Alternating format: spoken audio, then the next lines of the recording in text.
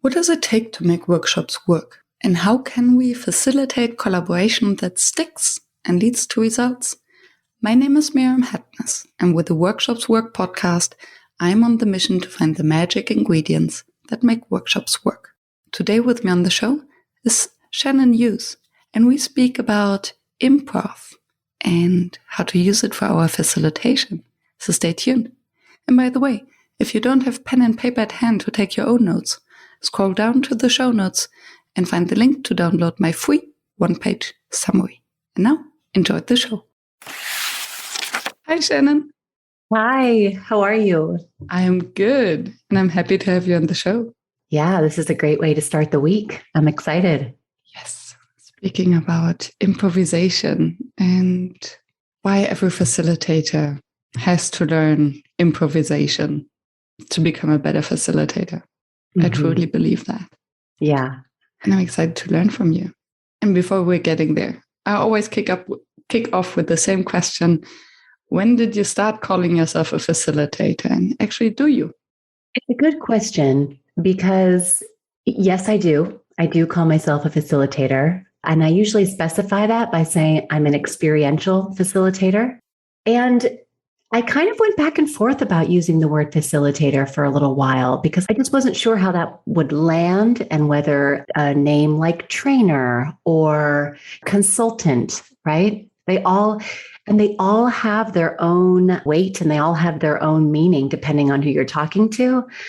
So I don't know, I kind of went back and forth about it. And facilitator is really what resonates with me the most because I kind of consider myself somebody who creates experiences for other people to ignite their own genius. And, that might be through question asking or through running a couple of experiences and exercises.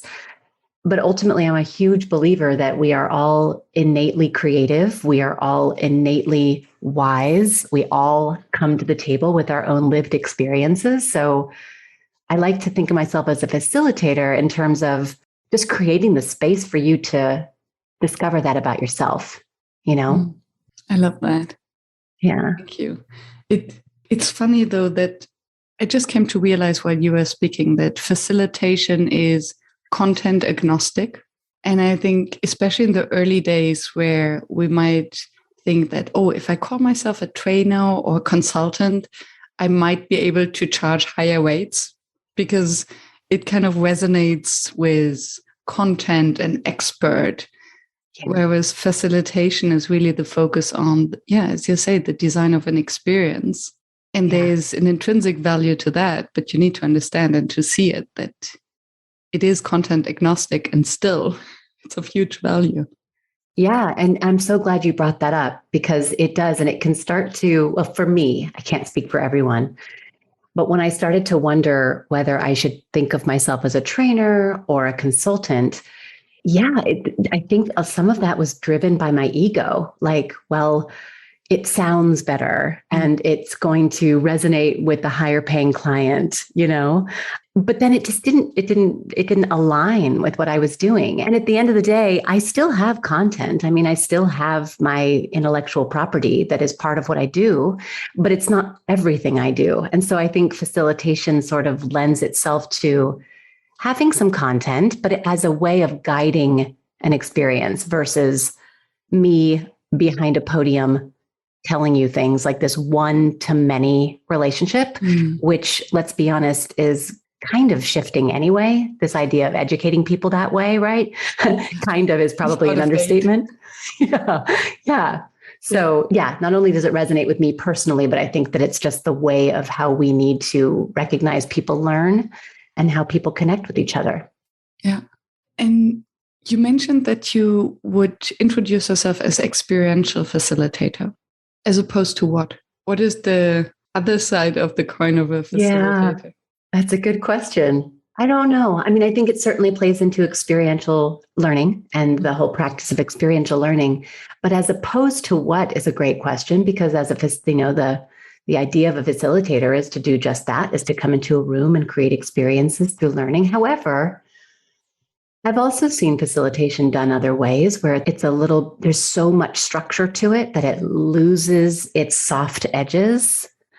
Okay. And I think maybe another way that I think about experiential is a little bit of that improv feel, like, oh, I had a design and whoa, this isn't working, or the energy in the room is different than I expected it to be, or we just got a really great question. How do we shift and pivot to take care of what's really here? And not everybody does that. We're human beings. If we spend time and energy creating something and then we're asked in the moment to do something differently, it can be terrifying. And so sometimes we just hold on to the story and just force it, So I don't know. That's a good question. I'm glad you asked that. It's going to give me some food for thought, but there's my long-winded answer. Thank you for sharing your answer. And I'm going to hook on something you said.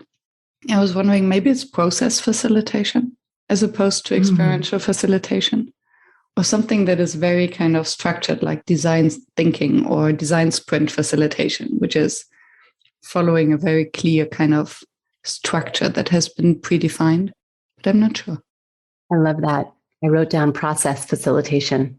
That I really love that, the way that sounds and the way that it sits with me. It feels true.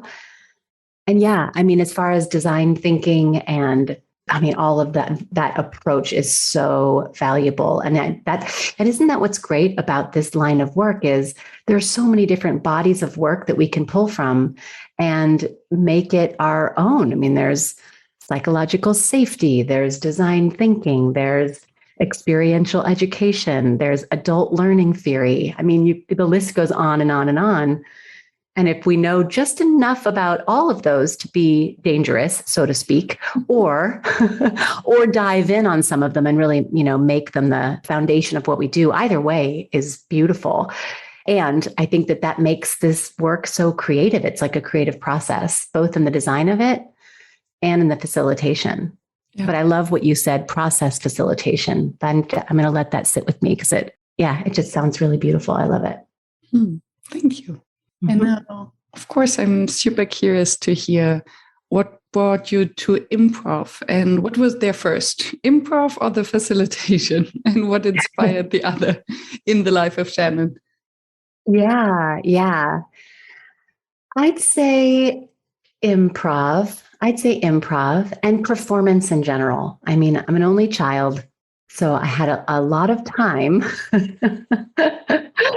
creating my own fun and keeping myself busy, to be perfectly honest, right? And so when I was a kid, a lot of that was making up plays and writing music and doing choreography and just constantly performing for my poor parents, who thankfully loved me enough to indulge me and all of that. And I kept following that. I've always loved performance and always loved writing and just all of creativity and just what it does to me as a person and how it lights me up. And when I was in high school, I was in the theater program there, and it was a really pretty sophisticated theater program there, which was great. And it really lent so much to who I am today. Improv showed up for me front and center when I was a senior in high school. There's a improv school here in the Bay Area in San Francisco. It's called BATS, which stands for Bay Area Theater Sports. And when I was in high school, we had a collaboration, or I should say we had a teacher that we brought in from BATS Improv to work with us and help us create our performance. And so she taught us all about what improv is and the interplay of improv into performance and unscripting and all of those types of kind of tenets of how powerful the art of improv is. Her name is Rebecca Stockley, and anyone who follows improv would know who that is. She's a wonderful person. She's still very involved at BATS. So that was kind of my first exposure to improv. And then I went to college and I did all the things that you're supposed to do to become an adult. I got the degrees and followed my dad's advice to, not to be a performer because there's no money in it, but to go into the business direction and, all the things I'm sure a lot of your listeners can resonate with. And then, later on, much later on, I was in a marketing job for years and years, and I decided to leave my job in 2018. And simultaneously, I went back to improv. I went back to BATS, started taking a number of classes, and really started to double down on getting back into that whole world. And because of where I was in my life at that time and still am, that's where I was like, oh, so this isn't just performance. This is life. I mean, this is life. Most people are familiar with the concept of yes and, which is, the most predominant improv rule, I guess. But there are so many others that are taught to new and ongoing improvisers, like make your partner look good, right? Yeah. And I know you've taken some improv too. So yeah, make your partner look good. Another one is see the offers, right? Like all the offers, where are they? The people in the grocery store, the way that your manager talks to you, what your child might be doing with his body gesture to indicate what he's feeling inside. Those are all offers. Anyway, and it goes on and on about all these tenets of improv that about listening and spontaneity and openness and presence and playfulness and connection and teamwork. And it's like, oh, wait a minute. Yeah, I can see how relevant this is in creating a performance, but we're performing all the time, aren't we? Whether it's on stage or in business, we are playing a role and we're interacting with one another.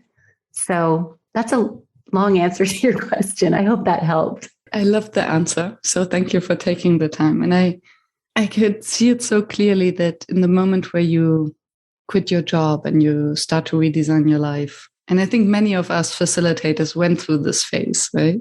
Because nobody came out of college and said, yay, I want to be a facilitator. Right. And so that during this phase of finding your real purpose, it is so helpful to learn to feel confident in uncertainty. And that's basically what improv teaches you, to deal with this uncertainty. Okay, don't know what will happen next, just like in real life, as you said. And I will look out for offers. I will yes and the offers. Yeah. And I will make my partner look good so that we'll all benefit in the end. Exactly. And when you think about walking into a room as a facilitator, yeah, I mean, you and I just got through talking about how we have to pivot if the energy is different, or somebody throws you a curveball, or you need to stop everything and sit down to take care of somebody who's, triggered in some way, or the conversation, changes. If we hold on to our story and we grip it like crazy, then nobody's going to benefit. So it's got, And the practice is called, so when I realized that I know that I was putting two and two together, so to speak. Oh, right. So improv is also relevant in business and life. I mean, I didn't think I was the only one, obviously, who had that realization, but I did not realize that there is an entire network, a global network of practitioners using this, this practice is called Applied Improv, and it's applying improv off the stage and into business and life and school and healthcare and trauma, therapy and psychology. So it was when I found my people, I'm like, oh my God, I'm home. This is it.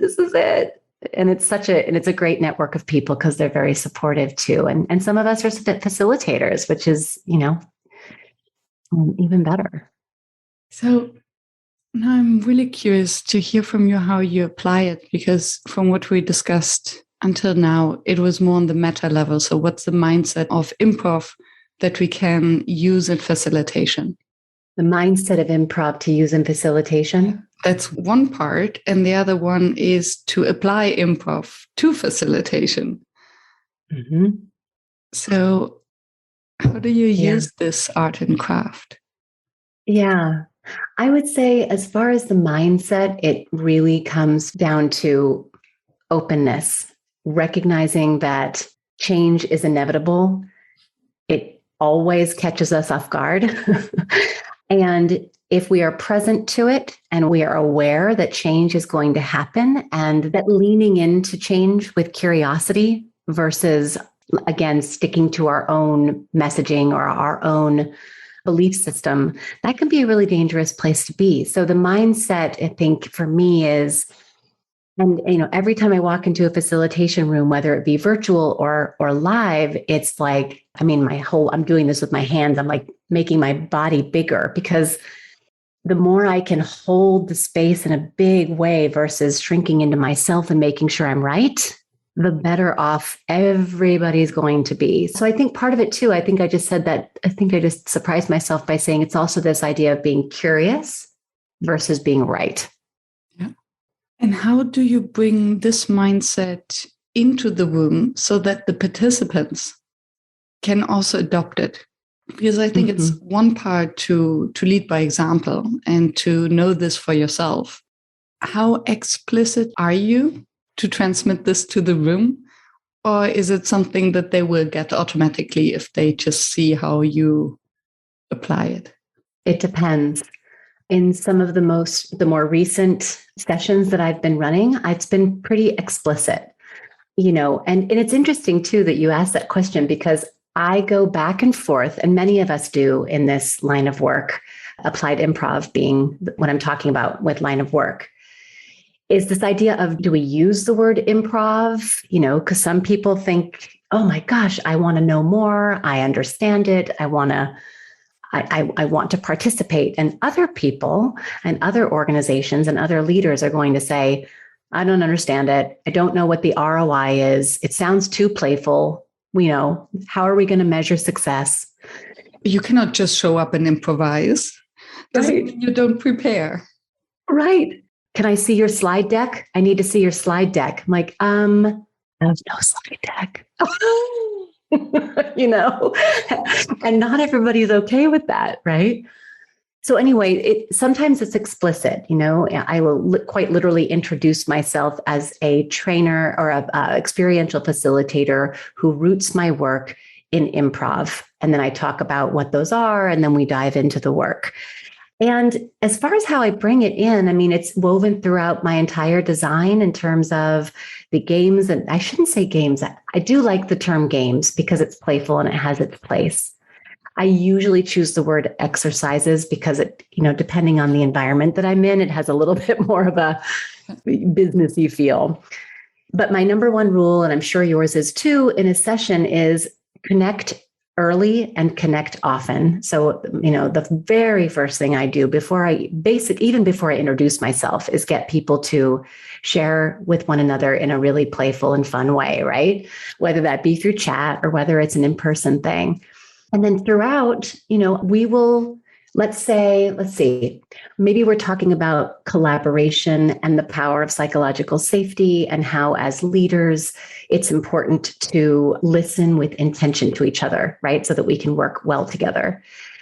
So I'll tee that up as an idea, and then I'll get people I'll create a game, an experience where there's a little bit of role play and some sharing.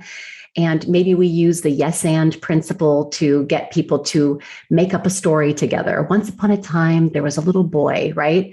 So sometimes they're very playful and almost juvenile as a stepping stone. And then the next version of it is about brass tacks. Okay, we played that game. It was very fun. Everybody made up a story. We were all giggling and laughing.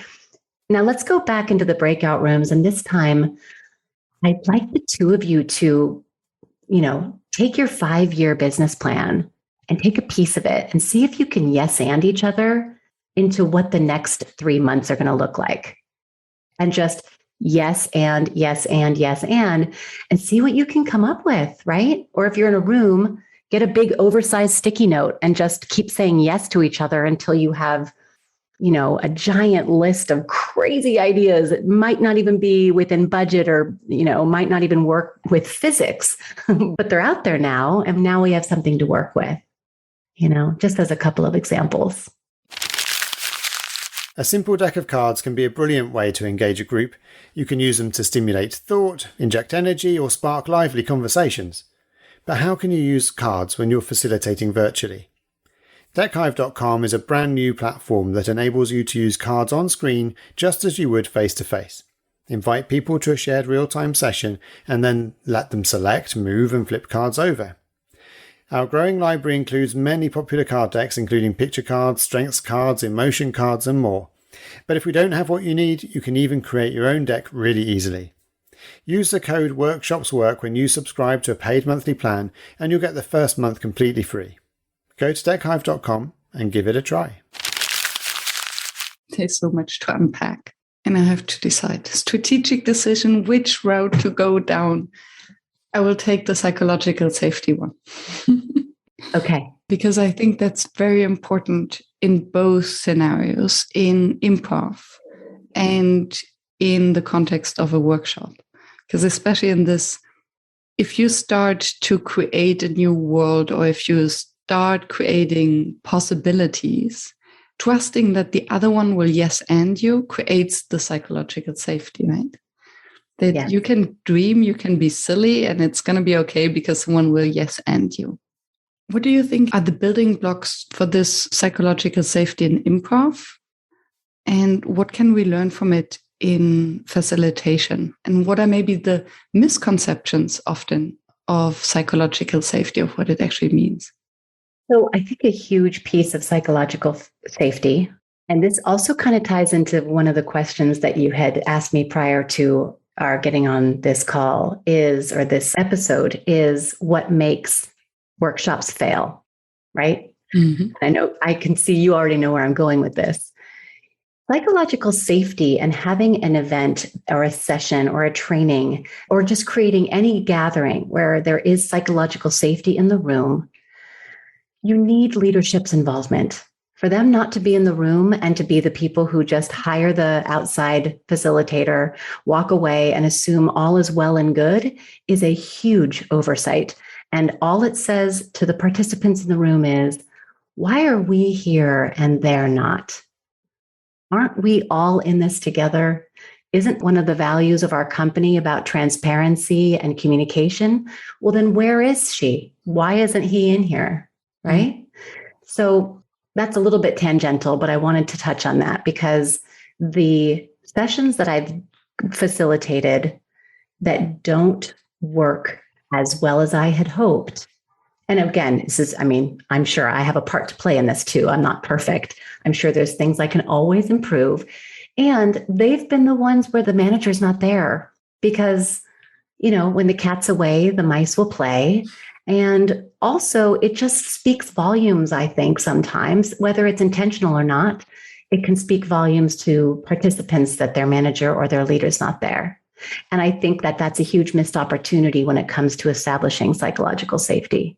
Psychological safety to me also the huge piece of it is making mistakes and allowing for those mistakes to happen without punishment. Now, some mistakes, of course, are safety mistakes, and some mistakes cost companies, hundreds of thousands of dollars. And those aren't the mistakes I'm talking about. But just recognizing fallibility that, let's just make something and see if we can get through this together. And if we make a mistake, so be it. Let's learn from it and keep going. It's that whole principle of design thinking, right? You have to put something out and test it. Otherwise, what are we doing here? Yeah. And I guess that's also the safety space of improvisation that, okay, you're improvising. There's no script. So you're there to experiment, basically. So Translating this then to the workshop space is, okay, we're here to test it out and to improvise and to see what sticks and what doesn't. Yeah, this makes sense. And I love how you mentioned that the presence of the manager or leader in the room also impacts potential failure. And it reminds me that it's all about making time for something, taking the time, making it the priority, because at the end of the day, none of us has enough time to do everything. Mm-hmm. And then it really comes down to what do we say yes to and what do we say no to. And I think then the signal it sends to those participants who are actually expecting to do the work because they're going to a workshop. Yeah. And they're not being there and not making time for being there. It is actually quite a big thing. Yeah, especially, improv, although it is, it can be playful and it can be theatrical, right? It can be all those things. It can also be, depending on the exercises and the way things are facilitated, it can also be vulnerable and not in a way that feels unsafe and not in a way that feels like therapy or anything, although maybe in certain settings. But if we're being asked to join together in a room to get to know one another on a level that might be a step beyond the quote unquote water cooler style chit chat, and the leader is not in the room or the manager's not in the room, then that's a huge missed opportunity for people getting to know each other at a different level that has been facilitated with the intention of being spontaneous and built out of curiosity versus hi, my name is, let's get to know. I have one kid, you have two kids. I live here, you live there. I'm in marketing, you're in sales. Who cares? Let's get to I don't care. Let's get to the root of who we are as people through storytelling and other ways. And then we can really connect and collaborate with one another in a way that's going to hopefully increase sales, create new products, make our customer service and support team operate like rock stars. But if all that's happening and the leader is not in the room, it can just be a huge oversight.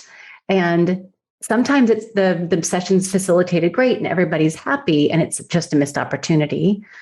But other times, because those energies are not in the room, the rest of the session can fall a little bit flat because we all want to feel like we're valued and that we're working for people who value us. Yeah. And feeling heard and seen. And feeling heard. Literally in this case. Mm-hmm. Where do you see the risk of applying improv, and especially the yes and principle, if you are not a, let's say, trained applied improv practitioner? And where I'm going is, it's very easy to yes and each other and to build these castles and great visions and dreams. And then you're sitting there with all the possibilities with yes and then suddenly reality kicks in. And then comes frustration. Or you have conflicts building up and you have two people who just cannot smell each other's guts. So they don't want to yes and each other and make each other feel good. So how do you then, in these both scenarios, how do you master the art? Yeah, it's a good question. And ultimately, there's so many parts to it because each and every one of us is made up of our upbringing, our culture, the lessons that we were given as children, the things we're supposed to say and do, and the things that we should do and what we should not do. And so, it's hard when you've got, potentially, whether it be 10 people or 100 people in a room, and every single person sees themselves as an individual, which we are. And, some of us are going to hold on pretty tightly to that, no matter who we're being asked to work with or what we're being asked to do. And so I will make no claim that, a couple of sessions with me are going to, turn around conflicts that, or engagements that have been unhealthy or that don't work, whether it's a team environment or a personal environment. And I will make a case for this being a practice. This is a practice, just like mindfulness, just like yoga, just like meditation.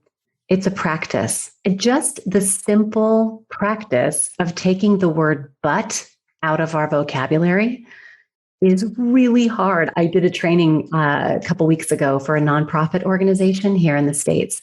And my client was on the call and she and I had talked about this beforehand. So I didn't surprise her.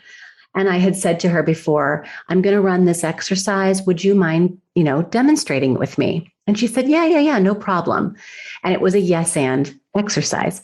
And so I said to her, I forget what it was, but I said, May, and I suggested something. And she said, yes, but instead of da-da-da, and then without even knowing it, she was supposed to be demonstrating yes and. But her human nature just kicked in and she was so embarrassed. And I said, no. This is a perfect teaching moment because you just did what we all do. We just do it. We say but, and it's just our natural tendency. And so this is, I hope I'm answering your question, but so much of this is a practice. This is not a one and done. And so to your first question about you have all these big ideas, and then when the rubber meets the road, how do you put that into practice? And that's where, we are talking about these big ideas and this big out of your head. And of course, but we of course have to then find out, what's our true north? What's our agreed purpose? And actually, I think that's what a lot of it comes down to. We have to all collectively agree to our purpose. What are we doing here? Why are we doing it? What's our objective? Whether that be a 5-year plan or a shift in behavior. What are we doing? And to continue to recalibrate. When I teach, I also coach people in how to have better meetings. And, a lot of it comes down to start your meetings off by literally saying out loud to the group, let's just revisit our purpose. We are here because of da, da, da, da, da. And if everybody can come back and agree, oh, that's right, we've agreed to this. And maybe Miriam and I don't know how to yes and each other quite yet because we have history or we don't agree with each other or there's a status play going on. If we can rally around what that purpose is, I think it's going to take some of the wrinkles out and make things a little bit easier. Thank you. I love the reframing of using it as a practice. And I can imagine too that it takes a little bit of the tension out, the wrinkles, as you said. Okay, I don't expect you to support each other and be friends. But now I just ask you for 10 minutes to yes and each other. And maybe this little game exercise will help them to find empathy. Because I think being yes-anded, whether we want it or not, does something to us as human beings. Because we literally feel heard and supported, even if it's just a game. Yeah, exactly. And you had asked before the episode about one of my favorite exercises, and I'm happy to do this with you, but it plays in nicely. And I should caveat this by saying that this exercise doesn't fit everywhere. And, as I architect or as I build the workshops, right, you obviously don't start with this exercise. So this is not a starter, but midway or when we're feeling really connected and we're ready to do the work, or maybe it's a personal development meeting or a session, because I do some of those too. Do you want me to kind of share with you how it works? Sure. Well, so it's called, I don't know if it's my name or everybody's name for it, but it's called the Pride Rant. And the way that I tee it up is I say, we oftentimes are moving so quickly, or whether it's together as a team or individually, that we don't slow down and celebrate our successes, right? And sometimes the successes we celebrate are quote unquote mistakes or failures, right? And so basically I'll get people into a room together and I'll time them or give them a timer. For you and I, we can just make it pretty quick just to kind of share how this goes. And the invitation is for the first person to start sharing things that they're proud of, but to do it in a really like a stream of consciousness way. And so I often give an example like this. I'm proud because I make a really good taco salad. I'm proud of the way I'm raising my children. I'm proud of the fact that I have been able to keep my plant alive all through COVID. I'm proud of the fact that I've built my business from nothing. Or it could be, I'm proud that even though I couldn't sleep all last night because I was anxiety ridden, I woke up today with a smile, right? So whatever it is, and you just ba, ba, ba, ba, ba, ba, ba, ba, ba. And then there's 3 reflection questions that I invite. So do you want to do this? And I'll show you what the 3 reflection questions are. Let's do that. Okay. Do you want to just hit me with some and I'll kind of give you a signal with my hand when I'm ready to give you my reflection? Yes. Okay. I am proud that after 2 hours being on hold for the customer service of my bank, I was still able to send them a friendly message to complain. I am proud that my business survived COVID. I am proud that Never Done Before is taking off and is becoming something like a brand in the facilitation world. I am proud of almost 150 episodes on the Workshops Work podcast. I'm proud that I spend every weekend time on writing the 1-page summary, although I usually don't want to. I am proud that I quit smoking. Only 3 days, but I can feel it. I'm done now. I'm proud that I made it through this exercise. Yeah. Yay. Awesome. Awesome.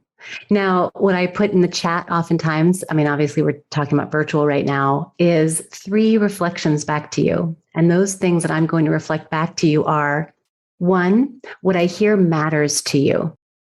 2, what I'm curious about. 3, what I want to honor in you. So I'll reflect back to you.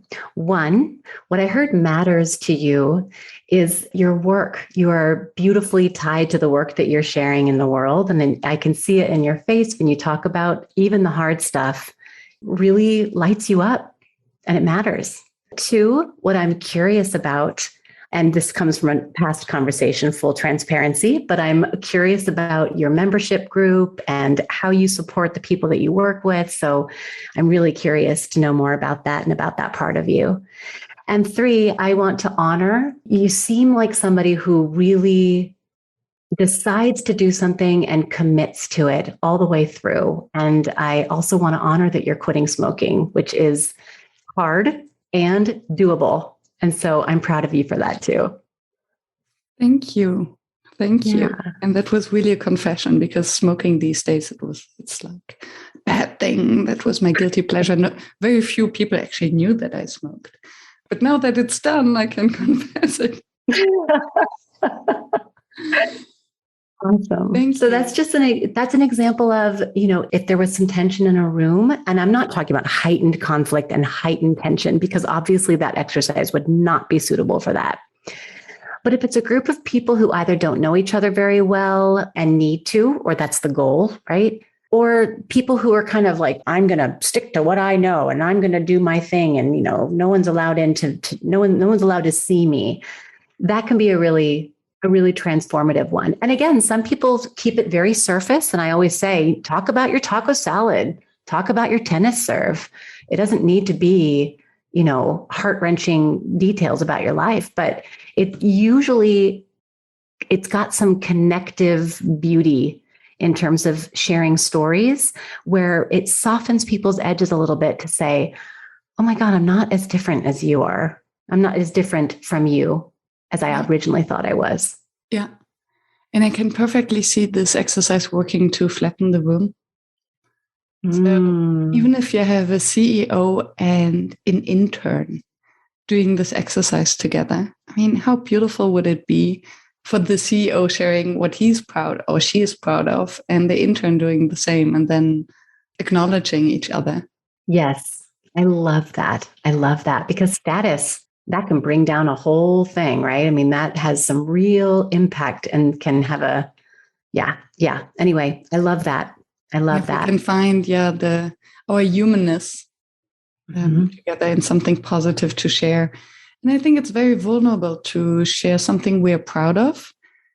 Funny enough, I'm not sure whether it's the same in every culture, but at least in the Western cultures, it seems like you don't share what you're proud of. You might talk about the taco salad. But, Yeah. That's a really good point. I'm a member. Well, I'm not a member yet, but I'm starting to learn about a much more global group of folks who do what I do. Well, I'm already a member of the Applied Improv network, which is global, but there's another group of people called the Global Play Brigade. And apparently, I haven't joined one yet, but I have it on my calendar. They have a series of workshops that are about all different things. And according to a gentleman I just spoke with recently, he said that it's just such a beautiful way to get in a room with people from China and people from India and people that are not on the Western side of the world who communicate in ways that I'm familiar with. Because running this exercise that you and I did, I'm going to venture to guess would be very different if you're talking to people in, any number of areas in the world where that's taboo. That's not something that we do. So that's an ongoing process for me too, is just to recognize those cultural differences and to be sensitive of them, because that could be, a very uncomfortable situation if you take it out of this scenario where you and I are sharing this way. Thank you for staying tuned and listening to the show. I appreciate your attention as I know how busy you are. If you enjoyed it, please subscribe and engage by sharing your comments and thoughts, and visit workshops.work to download the one-page summary. I'm looking forward to seeing you back at the next episode, and I wish you a fruitful day.